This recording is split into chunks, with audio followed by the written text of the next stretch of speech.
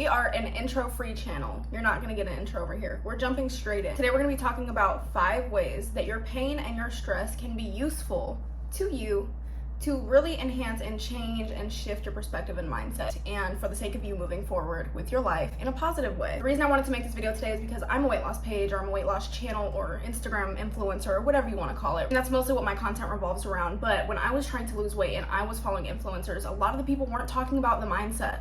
A lot of the people weren't talking about what it takes mentally. A lot of people weren't telling you how to change your mindset. Weight loss is one thing, and it's a physical, everybody knows it's a physical thing, but where people fail is not the physical aspect. People fail in the mental aspect. That's where everybody starts to fall off. So I really want to use the stress and the overbearingness and the pain to really push you forward and shift your mindset in a way that is going to be beneficial to you. Like I said, I was reading this book not too long ago called The Art of Happiness. And long story short, a psychologist was interviewing a Buddhist. I believe his name is Dalai Lama. I don't know if I'm saying it correctly, but I believe his name was the Dalai Lama. One of the things that he mentioned in that book was he told a very short story, a very quick story about how there is this disease where people have this thing where they don't feel physical pain. And so they would put their hands into fires, they would have exposed bone, melting flesh. Sorry, this is a little bit graphic, but because they couldn't feel pain, they didn't really care about safety of their body. And so therefore they deteriorated faster. They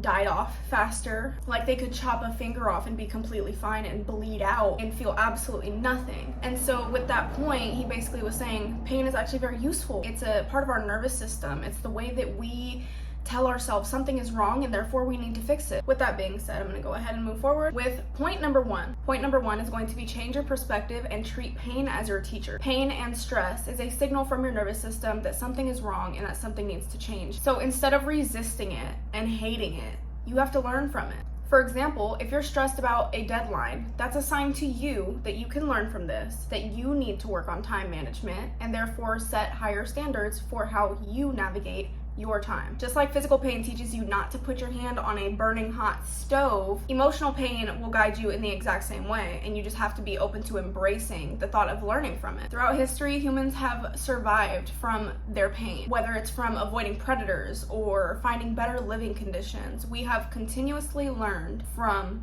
pain or emotional distress signals. A lot of doctors, even if you go and tell them, hey, I'm experiencing high stress levels, I'm experiencing anxiety and things like that and such, if you're not doing the inner work, but you're going to a doctor, they're just most likely going to either diagnose you with anxiety, depression, and put you on an antidepressant, so on and so forth, and those are just mute buttons to the real problem. Some of the things that is what's wrong with us, like our stress and our emotional overbearingness, can really be solved if we start tuning into ourselves, our own mental space, and our own health and nutrition and things like that. That's not to say to ignore your mental health. Obviously, there are conditions that are, that require professional help. If you feel like you're somebody who is capable of actually analyzing how you feel and somehow shifting your perspective and actually learning from it, like you're at school, you might have a way easier time with this. Point number 2, stress highlights imbalances and helps you realign. Stress is often a sign that something is out of balance in your life. This isn't always the case, but it can very well be. For example, if you're stressed about work and you're always thinking about work, you might need to reevaluate your home and work-life balance. You might need to find hobbies or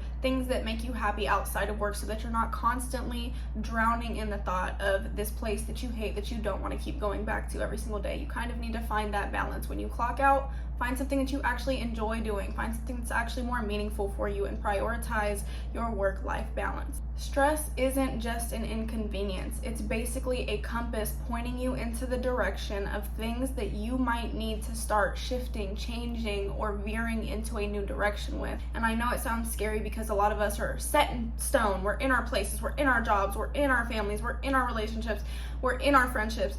But one of the biggest takeaways here is that change might be necessary if your pain and your stress are that severe. I'm currently editing as we speak, but I wanted to add this in because I felt that it was very much necessary. But I wanted to just touch on the point that when you're evaluating your stress, just know that it's not going to happen overnight. The things that you come to a conclusion on and how you can fix certain things, it's not going to happen overnight. Sometimes it really just starts internally with you relaxing and actually understanding this is what's going to happen over the X amount of time or whatever the case. So for me right now, one of my biggest stress factors is living in this apartment complex. They have racked up my parking tickets like crazy. I pay a grip in just rent and utilities. They double charge, triple triple charge, my security deposit has been messed up, but my lease doesn't end for another 6 months and they are not working with me on breaking it early. So when it comes to stress, I understand and I have come to the conclusion that while that is one of my stress factors and I don't necessarily have control over it right now, I can just control how I feel, how I'm going to move forward. So closer to the date when my lease actually ends, I'm going to be putting in applications for new places. I'm going to be packing my boxes early so I can get out of here expeditiously. And those are the things that really put my mind at ease, because those are the things that I actually can control out of this situation. So like I said, you might not have a solution for right now,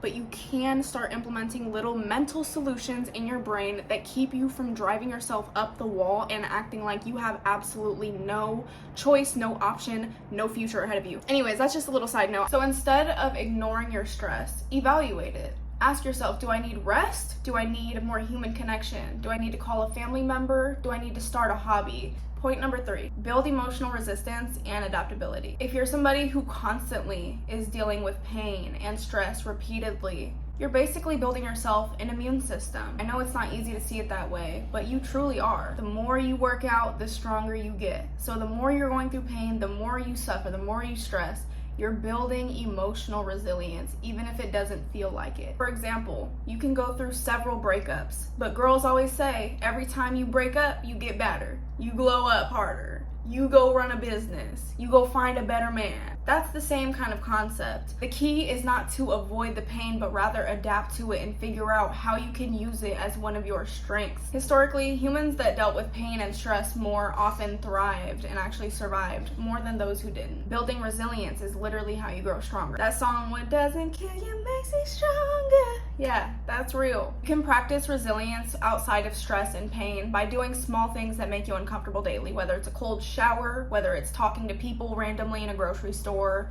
whether it's lifting heavier in the gym. It could be anything that makes you constantly uncomfortable. That's how you build resilience. That's how you build resistance. Once you teach your mind to handle minor inconveniences, the bigger stresses and bigger pains automatically become way easier to handle in your mental space. It ultimately feels less overwhelming with time. Point number 4 is that pain and stress can actually push you to reevaluate your decisions and your current situation. For example, if you're constantly worried about your career, it could be a sign that maybe this isn't your passion. Maybe this isn't what you want to do for the rest of your life. And what if it's just the fact that you just don't enjoy doing that because it's not something that you saw yourself doing or you like to do? And with that being said, it's going to cause you to think with deeper insight. It'll disrupt your complacency. It's going to force you to reflect on where you're headed and why. This type of discomfort can lead you to different breakthroughs and outlooks and bold changes that you didn't think would happen otherwise. Point number 5.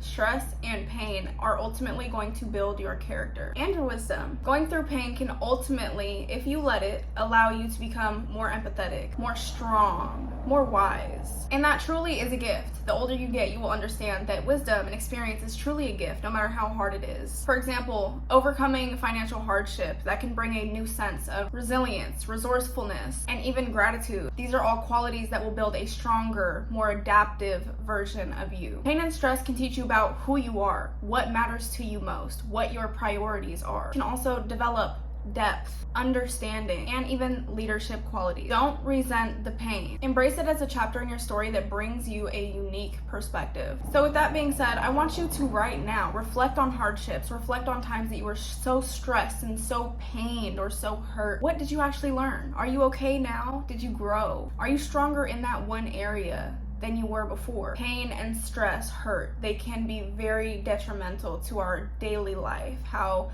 we think, how we move, how we even talk to ourselves. It's in our human nature to be stressed. It's in our human nature to feel pain. It's in our nervous system. That's how we were created. But ultimately, it's a tool. It's a tool to help you change. It's a tool to help you challenge yourself. And today, I really challenge you to really sit and think about, are you one of those people that uses stress and pain as a way to hate life more? Or are you a person who is willing to adapt to really understand and read how your body feels spiritually, how you can change, and what that means for you moving forward? I really wanted to make this video as more of like an affirmation type of video for whoever might need to see it, because like I said, I know I'm a weight loss page and stuff like that, but a lot of this stuff is mental. For me, I would be stressed and totally just bummed out about, you know, certain weight loss situations. If the scale would move up and stuff like that, then I'm stressed, and usually when we get stressed, we self-sabotage and we do things that are worse. But if you actually sit there and actually evaluate, why do I feel this way? I think it helps a lot more. I genuinely believe that mindset doesn't just stop at weight loss. It doesn't just stop at work. It doesn't just stop at families. It doesn't just stop at depression. It doesn't just stop. This is your everyday, experience. And you want your experience here to be great. You want it to be as happy and peaceful as possible. You might not be where you want to be right now, but that's okay, because you can mentally start shaping your future in your own mind and start creating your inner peace now by starting to build resilience and character and empathy and really moving forward with compassion and grace for yourself. Anyways, I'm gonna leave y'all alone for the day, and let me know what you guys think about this video. If you like it, please do like, comment, and subscribe. If you want to find me on Instagram, I also have some helpful information and some transformations and stuff over there. Follow me at Sierra2Fit. And I'm also going to leave the link to my website down below in the description, where I have things like free beginner investor guides, board games for beginner investors. But yeah, till next time. Come out with me and some the gang tonight. What is life if you don't go all out?